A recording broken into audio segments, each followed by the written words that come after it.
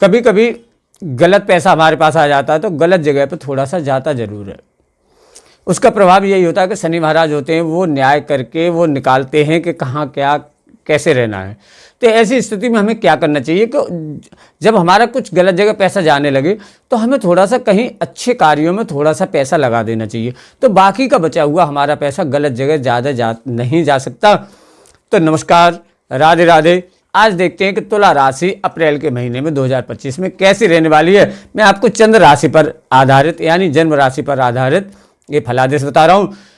तो आज का कार्यक्रम आपके लिए बहुत ही खास रहने वाला है। कुछ ग्रहों की स्थिति ऐसी है जो आपको जानना बहुत जरूरी है, तो आप ध्यान से समझिएगा कि तुला राशि अप्रैल 2025 में कैसी रहने वाली होगी। सबसे पहले देखते हैं स्वास्थ्य से हम प्रारंभ करते हैं कि स्वास्थ्य की स्थिति क्या रहने वाली होगी।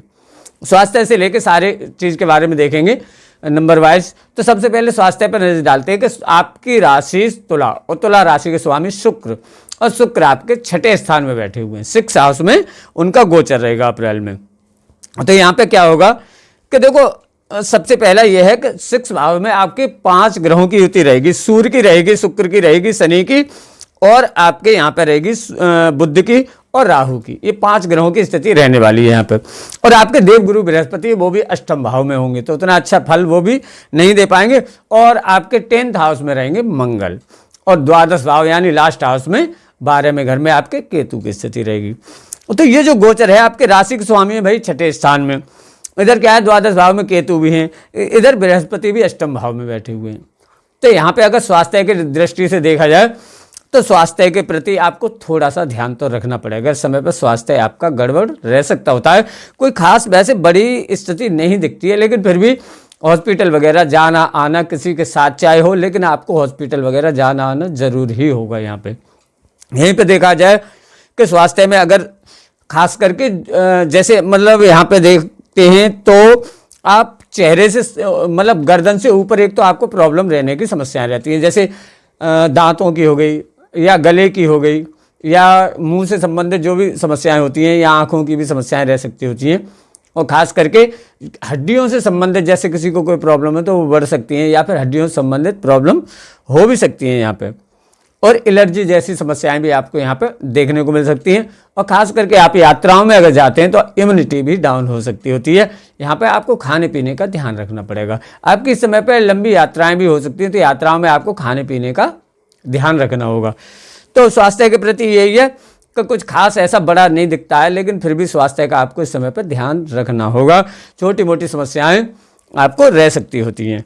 यहीं पे अगर हम देखते हैं कि भाई शिक्षा, संतान और प्यार, इन सब में क्या रहने वाला है, पंचम स्थान को देखते हैं।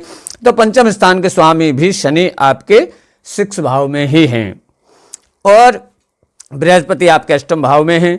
तो इनका प्रभाव आने वाला है ये कि इस समय पे शिक्षा तो रहने वाली है आपकी सही। अब शिक्षा में क्या होगा कि थोड़े से आप बदलाव करने की सोचेंगे, और कभी ऐसा भी सोचेंगे ये करूं, ये ना करूं, ये करूं, ये ना करूं, ऐसी स्थिति इस समय पे बन जाएगी आपकी। लेकिन आप बहुत सोच समझ के तसल्ली से कीजिए, आपकी शिक्षा अच्छी रहने वाली होगी, शिक्षा में कोई खास प्रॉब्लम नहीं होने वाली होंगी।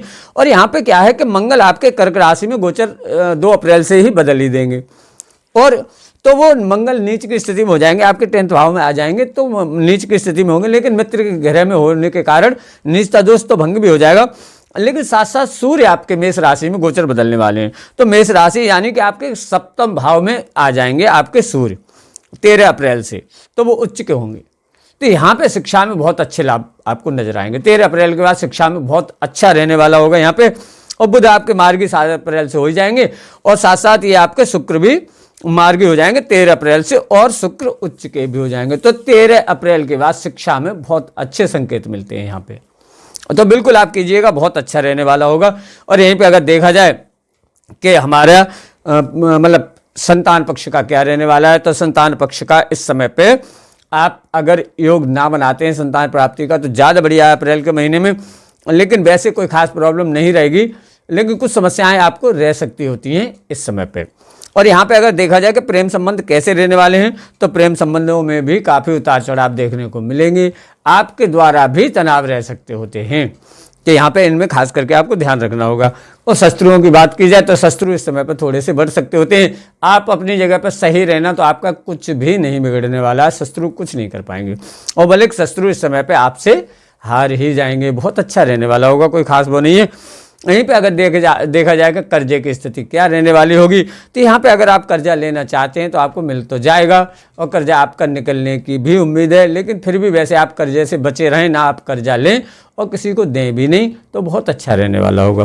कोई खास व्यापार के लिए, किसी खास काम के लिए ज़रूरत है तो आप ले सकते हैं, निकल जाएगा कर्जा लगभग आपका, इस समय पर कोई दिक्कत नहीं होगी। इसी के साथ साथ देखते हैं कि सप्तम भाव, वही जो विवाह के योग्य विवाह करना चाहते हैं, उनके जो विवाह रुके हुए हैं तो वो कब तक होने की उम्मीद है। तो यहाँ पे आपके जैसे ही सूर्य इसमें आएंगे आपके 13 अप्रैल से, तो विवाह के योग भी बनाएंगे।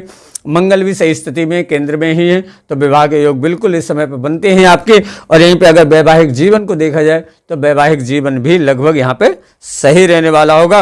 वैवाहिक जीवन के स्वामी जो मंगल हैं वो आपके 10th हाउस में बैठे हुए हैं। बृहस्पति आपके अष्टम में है, तो यहाँ पे वैवाहिक जीवन देखा जाए तो लगभग सही रहने वाला होगा। और इसके साथ साथ अगर देखा जाए कि भाई नौकरी की क्या पोजीशन है, तो नौकरी अभी आपके नौकरी के उतने अच्छे योग नहीं बनते हैं। जब 7 अप्रैल से आपके बुध मार्गी होंगे तो थोड़ा सा अच्छा प्रभाव देने वाले हैं। सूर्य जब लगन में आएंगे आपके 7वें स्थान में आएंगे 13 अप्रैल से, तो यानी अप्रैल के मध्य से नौकरी के योग अच्छे बनते हैं। यहाँ पर नौकरी आपको बिल्कुल मिलने की उम्मीद रहती होती है। इसी के साथ साथ व्यापार की स्थिति देखी जाए तो बहुत ही अच्छा रहने वाला होगा। यहाँ पे अगर केमिकल का व्यापार है आपका बहुत अच्छा रहेगा। अगर आप कोई खाने पीने से संबंधित आप काम करते हैं, होटल या रेस्टोरेंट, बहुत अच्छा रहेगा। ज्वेलर्स हैं, बहुत अच्छा रहने वाला है। बिजली से संबंधित काम है आपका तो बहुत अच्छा रहने वाला होगा। इलेक्ट्रॉनिक आइटमों का काम है बहुत अच्छा रहने वाला होगा। सजावट का भी अच्छा रहने वाला होगा। और यहाँ पर अगर देखा जाए जो ब्यूटिशियन है उनका भी बहुत अच्छा रहने वाला होगा। केमिकल का काम भी बहुत अच्छा रहने वाला होगा। बाकी व्यापार लगभग सही रहने वाले होंगे, लेकिन ये व्यापार थोड़े से ज़्यादा अच्छे रहने वाले होंगे। यहीं पर 12 भाव में केतु है, तो भाई आप यात्राओं में ध्यान जरूर रखें अपना स्वास्थ्य का। आपकी लंबी यात्राएं भी हो सकती होती हैं, वो आपके लिए फ़ायदे वाली भी हो सकती होती है। थोड़ा बहुत खर्चा तो रहेगा इस समय पे आपका। तो इस समय पर क्या होगा, आपका धन की स्थिति लगभग सही रहने वाली होगी, लेकिन खर्चा भी इस समय पर होगा कुल मिला के। और सबसे ज़रूरी होता है कि आप लोगों की अपनी जो जन्म डेट ऑफ बर्थ और जन्म के अकॉर्डिंग जो कुंडली होती है उसमें ग्रहों की क्या स्थिति है। अगर उसमें बहुत अच्छे बैठे होंगे तो इतना कोई प्रभाव नहीं रहने वाला होगा, बहुत अच्छा रहने वाला होगा। और अगर आपकी कुंडली में भी भाई नीच के अस्त व्यस्त ऐसे बैठे होंगे ग्रह, तो उसका प्रभाव एक अलग रहता है। तो मेरा मानना तो ये है कि जब भी कोई प्रॉब्लम हो तो एक बार किसी ज्योतिषी से अपनी कुंडली का विश्लेषण करवा लेना चाहिए, तो बहुत अच्छा रहता है। तो इस समय पे यही है कि आपको अगर कुंडली का विश्लेषण करवाना है तो आप मुझसे विश्लेषण करवा सकते हैं। तो व्हाट्सएप नंबर है मेरा डिस्क्रिप्शन में, आप मुझे व्हाट्सएप करके जानकारी ले सकते होते हैं। वीडियो कैसी लगी लाइक शेयर और कमेंट भी कीजिएगा। इसी के साथ वीडियो समाप्त करता हूँ। जय माता की, नमस्कार।